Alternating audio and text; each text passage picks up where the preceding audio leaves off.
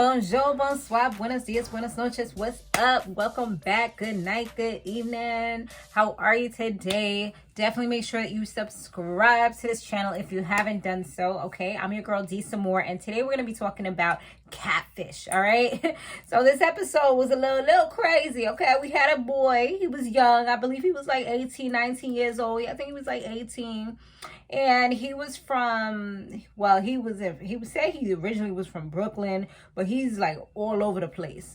But where they actually saw him at, where was he at? I know he wasn't in Colorado. I forgot what state he was actually in. I think was he in Washington? No, he was in Colorado. Yeah, he was in Colorado. And he met this girl on TikTok, Stephanie. She's 22 years old. And they've been talking for about 9 months or so. And he said that she was super cute, and when he saw her picture, he was like into her or whatever. Like she had hit him up because he does his TikToks and stuff like that. He be doing his little thirst traps. So she lives in New York City, and it was weird because like her Facebook page didn't really have a lot going on, and it just had like a picture of him there, which was like, what? Like, why? For what? You know, so that was a little odd. And she didn't really have like a lot of social media. She didn't have any pictures, but yes, she was sending him pictures, but it always seemed like photo roll pictures. Like never like, okay, I'm outside right now, you know, like if you tell somebody do up a peace sign, they can't do up a peace sign because it's not in their camera roll. You know what I'm saying? It's not a picture that they have saved. So that was a little bit funny. And you know, Neve and Cammy, they was already starting to see little signs that something wasn't right. So yeah, they had to meet up with him at a different location because he said there's a lot going on with him and his mom. And he also revealed that his mom had, when she came back from the army, she suffered PTSD. So there were times where she was like hiding and doing other things. So she actually lost custody of him, and he ended up in foster care or foster homes. So he's been having pretty much, it sounds like a tough life, you know, for a long period of time. And right now it sounds like he's still a floater. He said his mom let him stay with him for right now, but he's still like everywhere at this moment. So it was definitely sad.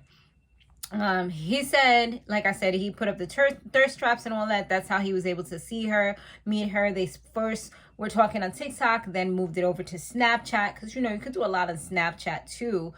And she works with dead bodies in a morgue. So sometimes he can't really get in contact with her because it's like underground in New York City.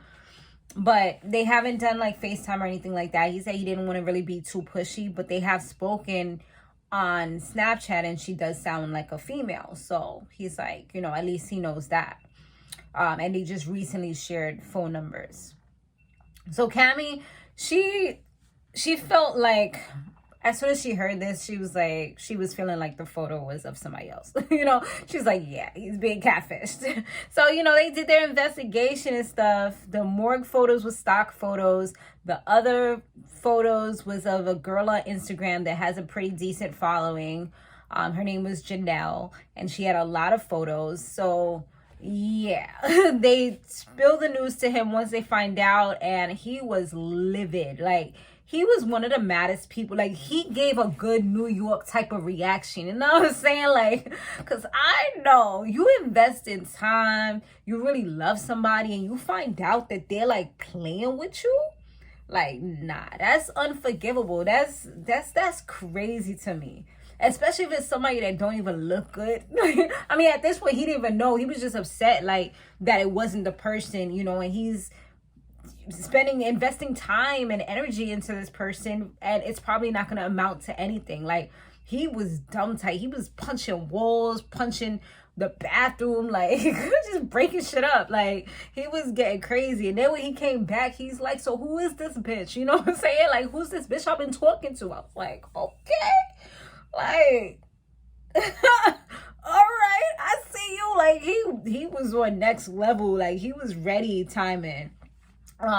So yeah, when they seen him doing all of that, like they gave him a little break because it's like he was all riled up. Like it was like it was not a good time right now. Like you didn't know what he was going to. You could tell he was about to be impulsive. Like so now they talked to Stephanie, and Stephanie, they reached out to her when they separated from him, and she actually agreed to meet them in Washington. So they remember, like, there was a girl that came and she's like, oh my God, you're from Catfish. Like, she was an employee, and she was like, oh, I remember you guys. Like, you spoke to that guy that was around the corner, Isaac. So everything starts to ring bells now. Like, all of a sudden, everything is clicking. So they're like, wait, imagine if it's Isaac. I remember that episode too. It was Isaac and Brian. Well, Stephanie and Brian. And he was using his friend to help him out to catfish these dudes so that he could try to convert them into being gay if they weren't gay, because he felt like it's happened so many times that it's possible, and he knows that it's possible. So it's like, why not try it? Like, that's the best way. Like, no, how about you go on Grindr or something where you know for a fact that these people are homosexual or, you know, pansexual or whatever, you know, because that way at least you know your demographic. You know that it's not putting yourself in harm. Like, you're literally putting yourself to possibly get hurt, you know, in a bad situation, because not everybody's forgiving, not everybody's sweet and butterflies and roses. And you know, you can't be mad if something happens to you when you're misleading people. You know, at the end of the day, you cannot do that to people, because and that's what happened. So they started thinking. So they're like, And the crazy thing about it, when they was on their way to Washington, one of the things that, what's his name, that old boy has said, that Jacob has said was, you know, it is what it is, as long as it's not some dude, because I'll punch him in his face, or something along those lines. Like, pretty much showing that he was about that time, and like he was ready for violence. You know what I'm saying? Like, I choose peace, no, I choose violence. Okay, and that's what he was about to do if it was going to be a dude. So they said, when they found out that it could possibly be Isaac, because he lived around the corner from the hotel, it was like, you know what, just in case, let's go ahead and let's go see who this is, you know, so that nothing gets crazy, because this ain't the Bad Girls Club, the Bad Boys Club. It's none of that. So, you know, it was like, you know what, they sat down, they was talking, they called him on the phone, they told Jacob, like, you know what, we're gonna check out the scene and we're gonna get back to you, you know what I'm saying, because you already got a headache. He said he had a little migraine, his back was hurting. They're like, you know what, you relax, relieve your stress a little, something, just chill, meditate, we'll go, you know, scope out the scene, see what it is, and then we get back to you and let you know what's next, you know. So they went and they knock on the door. Took a little minute, but then all of a sudden here emerges out of the shadows, it's freaking Isaac with a freaking black dress on, talking about he's ready to get married. Like, they're like, you look like you're ready for a funeral, because he knew this was the death of the freaking relationship. Like, you using this as a platform now to do the most, you know what I'm saying? Like, it was just so annoying, and it just feels like it wasn't getting through. Like, they already read you your rights on the last episode, but obviously he learned nothing, because he was still doing the same thing, and then wants to go and talk about some, oh, well, you don't know the pain that we have to go through, that the catfishers go through, which is why we do this. No. Don't use that excuse, because it's absolute pure bullshit, because you're hurting people at the end of the day. Like, no.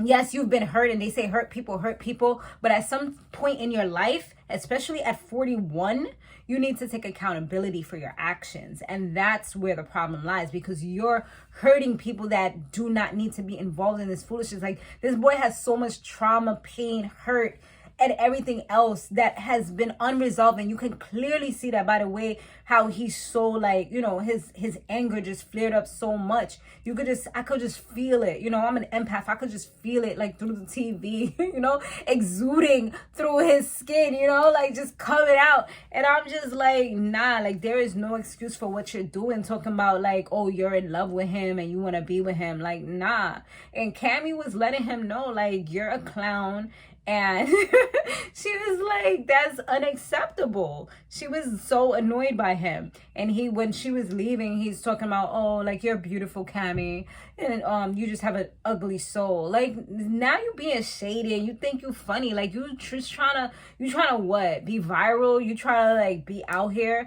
Like, no, this is terrible.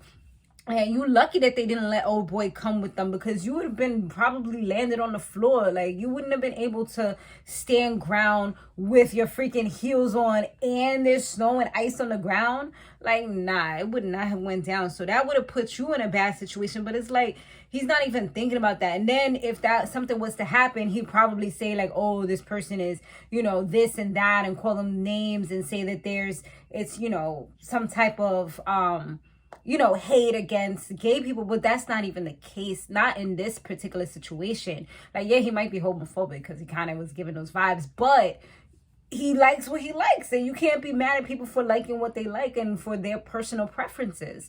Just like how somebody is gay, bisexual, pansexual, asexual, whatever, you can't be mad at them for who they are and what they love and what they enjoy. You know what I'm saying? So it's both ways, and that's the whole thing. Like, I don't think that people should be labeled for whatever they choose, or unless they want to be labeled.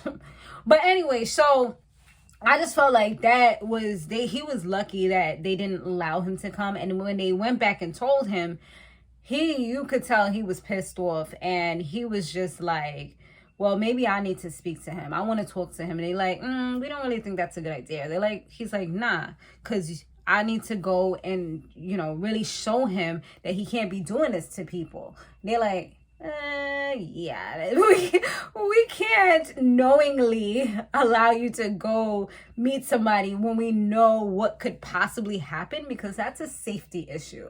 You know what I'm saying? He's like, I couldn't with a good conscience do something like that, which it's not that type of show. You know what I'm saying? So yeah, I mean, if it happens like out the blue where they didn't know it was premeditated, but this is premeditated, you know what I'm saying? They're like, nah, we're not doing that. We're not doing that. But he was like, nah, because I need to show him what it is. And they ended up calling him, because he was like, I do want to talk to him. So they ended up calling him. And when they call him, he's like, oh, I don't want to talk on the phone. He pulled over. He's like, I don't want to talk on the phone, because he was driving. They were like, well, this is the best you're going to get. So if you got something to say, you should say it. He's like, no, I don't really have nothing to say, because there's nothing that I really need to say. He did give some little play apology, but Jacob was just like, F your apology, you're goofy, and that's it. Like, like, Jacob, not the goofy though, like, really. Homie was going in. But I mean, he could have went a lot worse, but at least he kind of like composed himself for the most part. But yeah, Jacob said like in the end he felt like there was a huge weight that was lifted off his shoulders, which I'm happy that he's able to do that. He said like now he doesn't have to worry like about doing all that extra stuff, like spending hours of his or time or whatever, and his energy and all that stuff. He can put that elsewhere. And they did show like a recap where they said like, I guess this dude tried to reach out to him again and give an apology. Jacob was just on some whatever mode, like it seemed a little more genuine this time around. But Jacob now has a job and he's doing a lot better. He feels like this is the best he's been in his life. So at least that's good. And that was like a good outcome for him. So, at the end of the day, this person could have been holding him back because he's trying to, do certain things that he can make sure that he can meet this person and all that, and probably not in relationships or flirting with girls because he's trying to be faithful to this illusion of a person, So yeah, now they're good. So that's that. Thanks so much for watching, you guys. Let me know what you thought about this crazy episode. It was actually pretty good to me.